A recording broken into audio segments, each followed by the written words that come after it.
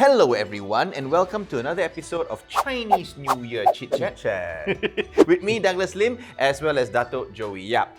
Now, I remember this is a story that happened quite some time ago. We hadn't formally met yet then. Okay. I was doing an MC job for a Chinese New Year dinner for a company, and this company gave me the script. So as an MC, I patuh arahan ni, I have to read the script. And I had to introduce Dato' Joey Yap. He was going to do the Feng Shui talk, and this company that gave me the script, it said that, hey, ladies and gentlemen, this is next up is a guy who will give you many ideas for interior decoration, presenting Dato' Joey Yap. And I know, remember you went on stage and you went like, excuse me, MC, I don't do interior decoration. I was like, oh, kena sound. They got so rude one.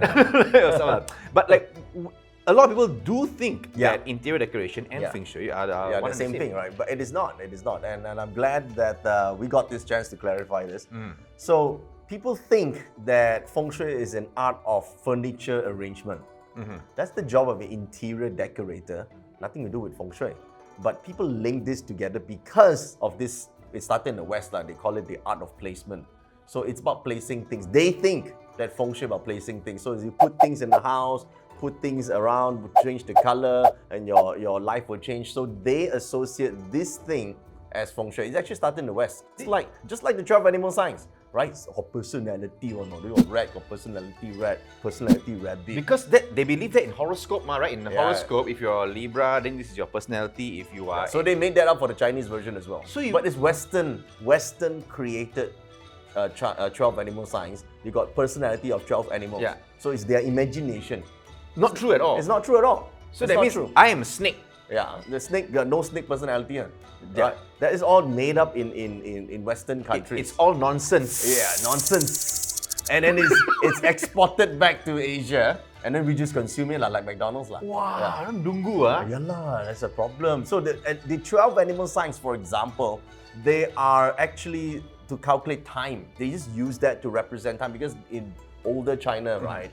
They're mostly peasants and they don't know how to see and read certain things. So they use animals just to represent different months and different seasons, different timing. This is, I wasn't planning to go into this topic at all, but I think this is very interesting. If you want to learn more, you can definitely check out some of Dato' Joey's stuff. But if we go back to the interior decoration one, like what is the difference between interior decoration and the practicing of Feng Shui principles? Okay, so this is the big thing, right? Interior decorating, you must have a degree of, don't know what, understanding of colors and stuff, which have nothing to do with Feng Shui. A degree for the understanding of colors? You simply made that up. I just made that shit up. And Feng Shui, you have a different degree of understanding. Actual directions, planetary movements, which sounds complicated, but we got formula. Okay. Yeah, we've got table one, we can actually look at table and then reference and we know, okay, this plus this equals to what type of energy. And more importantly, you have to test it. Feng Shui is, people think that, oh, you just put something, no, you actually, there's systematic way, it's like just like Chinese medicine, right? Trial and error. Trial and error a bit, but systematically over time, empirical research, then you see, okay, so this data, we can follow this data and then we can see these are results. Right, so the thing is, you gotta, everything must be measurable. If it's not measurable, right, then you say everything. You say anywhere. Another Western thing that has come to Asia and has gained popularity is called decluttering. And some people also say Feng Shui has elements of decluttering. That's also Western Feng Shui, right? You go to a Chinese people's house, you've been to my house, right?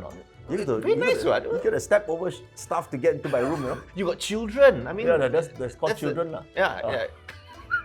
No, his children stinks. I'm not stepping over his children. They're not lying on the floor. But the thing is, I think the decluttering concept come from Western culture. Marie Kondo, it's that. But I think it's nice to have a nice, clean house, Zen-like house. It's great. But after a while, right? For me, in my studies, I have like books everywhere, stuff everywhere. I feel good.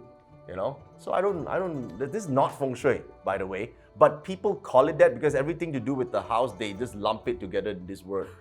Apparently, if you just Feng Shui everything, somebody Feng Shui the toothbrush and Feng Shui the hair, Is what that? That sounds ridiculous. They have it in the States. Feng Shui for hair. I'm like, oh my god, you know.